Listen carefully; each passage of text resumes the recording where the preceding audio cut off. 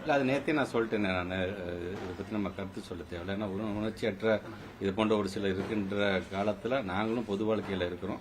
மக்கள் நலன் சார்ந்து வேறு எந்த எதிர்பார்ப்பும் இல்லாமல் இருக்கிறோம் என்பதை தான் நான் பதிவு செய்யணும். கரூர் விவகாரத்தில் உடனடியாக நீங்க அங்க போனதும் சிஎம் அவர்கள் உடனடியாக அங்க வந்ததும் ஒரு விமர்சனத்துக்குள்ள இருக்கு. இது ஏற்கனவே பிளான் பண்ணி பண்ணாங்க அப்படின்ற மாதிரி விமர்சனம் ரொம்ப கஷ்டமா இருக்குது. இப்போ ஏற்கனவே உங்களுக்கே தெரியும், இப்போ ஒரு ஆணையம் அமைக்கப்பட்டிருக்கு. இந்த ஆணையத்தில் எல்லாருமே எல்லாத்துடைய கருத்துக்களையும் சொல்லுவாங்க. நாகப்பட்டினத்தில் நான் வந்துட்டு இருக்கும்போது எனக்கு ஆல்மோஸ்ட் தஞ்சாவூர் 30 கிலோமீட்டர் இருக்கும்பொழுது எனக்கு செய்தி வருகிறது, உடனடியாக கரூருக்கு போங்க, ஸ்டாம்பீட் ஆனதாக கேள்விப்படுறோம், உடனடியாக நீங்கள் எங்கே இருக்கீங்க போகும்போது நான் போய் சேர்ந்தது 10 மணிக்கு தான். அந்த வேலை கூட ஓவர் த ஃபோன் ஹவரில் எல்லா ப்ரெஸ்ஸுக்கும் நான் மீடியாவில் ஃபோனில் பேசிட்டு தான் போனேன். அவங்க கேட்ட கேள்வியும் அதான் சொன்னேன்.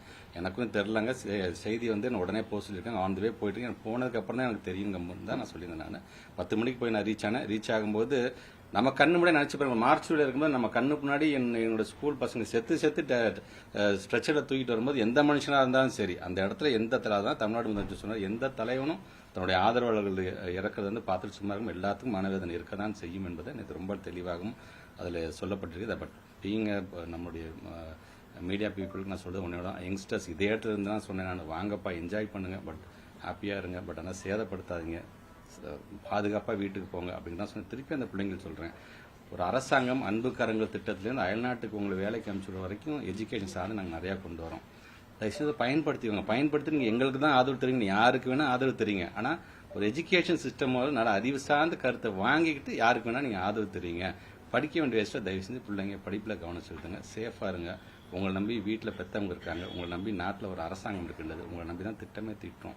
அதையும் பயன்படுத்திக் கொள்ளுங்கள். உங்களுக்கு பிடிச்ச தலைவர் பின்னாடி நீங்கள் போங்க, நாங்கள் வேணான்னு சொல்லவில்லை. பட் உயிர் ரொம்ப முக்கியம் என்று தெரிவிச்சு கூட்ட நெரிசல் சம்பவங்கள்ல, அதாவது ஐபிஎல் ஆகட்டும், கும்பமேளா ஆகட்டும், அந்த மாதிரி உயிரிழப்பு நடக்கிறப்ப அரசு காவல்துறை அதிகாரிகளை பணியிட மாற்றம் அது மாதிரி செஞ்சிருக்காங்க. ஆனா தமிழகத்துல தவறு யாரு மேல சார்? தமிழக அரசு ஒரு பங்கு இருக்குது. காவேக்கா நிர்வாகிகளை கைது செஞ்சிருக்கீங்க, அரசு அதிகாரிகள் மேல எந்த நடவடிக்கையும் இல்லை. நீங்க சொல்ற கருத்து முன்னாள் நீதியரசர் அம்மையார் அவங்க பேரில் ஒரு ஆணையம் அமைக்கப்பட்டது. இப்போ எந்த கருத்து சொன்னால் அதுக்கு எனக்கு கான்ட்ராக்டாக ஆகிடக்கூடாது. ஸோ முழுமையாக அவங்க இப்போ களத்தில் உடனடியாக போயிட்டாங்க. இப்போ களத்தில் இருந்து அவங்க எது கண்டுபிடிச்சி யார் மேலே தப்பு என்று சொன்னாலும் தப்பு தான் தெரிஞ்சு. இருந்ததுல இப்போ 41 ஆம்புலன்ஸ்லுமே கரூர் மாவட்டத்தை திமுக கழகம் போட்டிருக்கு. அதே போல வாட்டர் என்ன செந்தில் பாலாஜி அறக்கட்டளை இருந்தது ஏற்கனவே திட்டமிட்டு கொண்டு வந்ததாக சொல்றாங்க. ஒரு ஆர்கனைசிங் கெப்பாசிட்டி அப்படிங்கிறது ஒரு அரசாங்கத்தை எனக்குமே தேவை. அந்த ஆர்கனைசிங் கெப்பாசிட்டியில் அவங்க அந்த இயக்கத்தை சார்ந்தவங்க தவற விட்டுட்டார்களோ என்கின்ற எண்ணம் தான் தோணும். பட் எல்லாத்துக்குமே மனிதாபிமானம் என்று உண்டு. எந்த ஒரு உயிரிழப்பு நடந்தாலும்